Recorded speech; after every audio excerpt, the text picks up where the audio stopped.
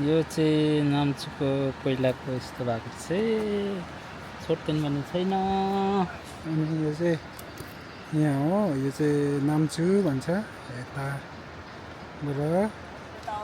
हुन्छ। ओके, यस्तो भएको छ है यतातिर चाहिँ एकदम डेन्जर।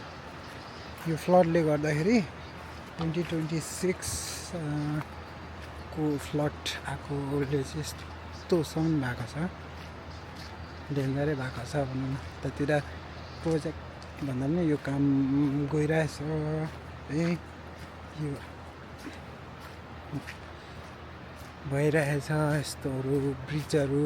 यहाँको उताको थियो देन्चुका टु दोरखा एन्ड दुम्पे टु दोरखा, यो चाहिँ साम्ची जाने, मेनली साम्ची टु फिन्सिलिङ। योहरू चाहिँ सबै बिग्रेर अब फर्केर नयाँ बनाउँदैछ भन्नु पऱ्यो। यतातिर प्रोजेक्ट, न्यू प्रोजेक्ट भनौँ न, सरकारको न्यू प्रोजेक्ट बनाइरहेछ। अनि यतातिर यस्तो यस्तो भएको छ। प्रेजेन्ट रोड चाहिँ यस्तो छ कन्डिसन। पहिला चाहिँ यो चाहिँ तल थियो खोलाहरू, अहिले चाहिँ छेउमै आइपुगेछ यो फ्लडले। पहिलाको पुल भत्किएर यस्तो रहेछ, यति गहिरो थियो, यहाँ माथि आइपुगेको छ है। पहिलाको योले गर्दा चाहिँ यस्तो भएको छ, खतम भएछ, डेन्जर एकदम।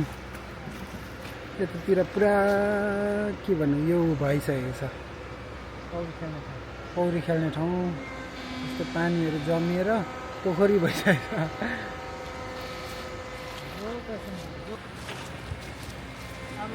अब यहाँबाट तर्नुपर्छ, हामीहरू तरेर जानुपर्छ, एकदम रिस्की भनौँ न। यता पुरा खोलाहरू पुरा बढेर ठुलो ठुलो भइसकेको छ, अब तरेर जानुपर्छ यताबाट।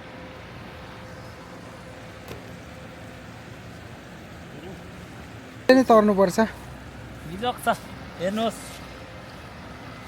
हालत। एनिवेज गाउँको लाइफ हो, अब सबैले एक्सेप्ट गर्नुपर्छ, यो रियालिटी। यो चाहिँ रियालिटी है हाम्रो गाउँको भन्नु पर्यो।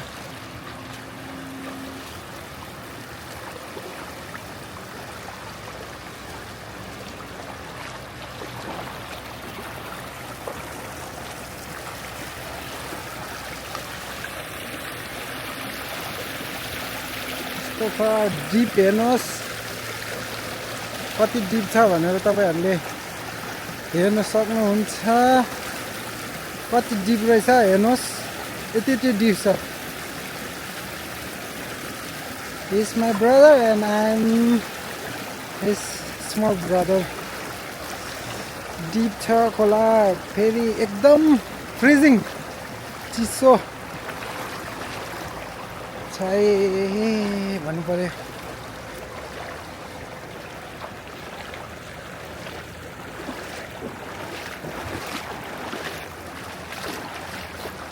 यहाँ अब खोला तर्नेको चाहिँ सबै सक्यो।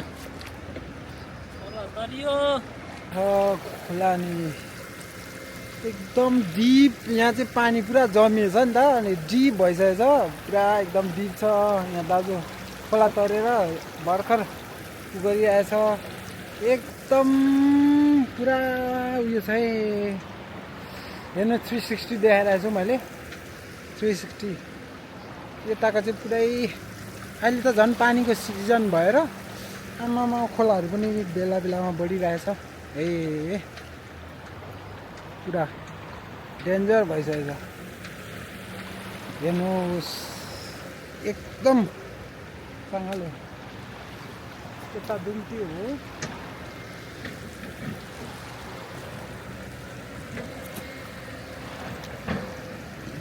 here दाजु दुम्ते हो यो। यता थानोखा, उता देन्चुका, यो देन्चुका हो, थानोखा त उता पर्छ। यता दोरखा, उता चम्जाउँ दाजु। यस्तो छ,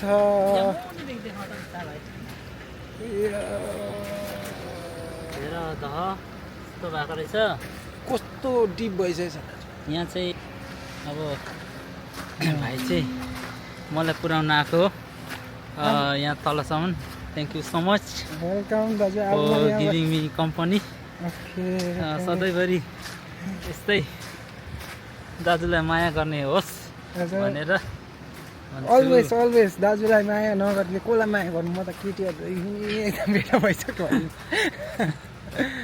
धन्यवाद धन्यवाद ओके अनि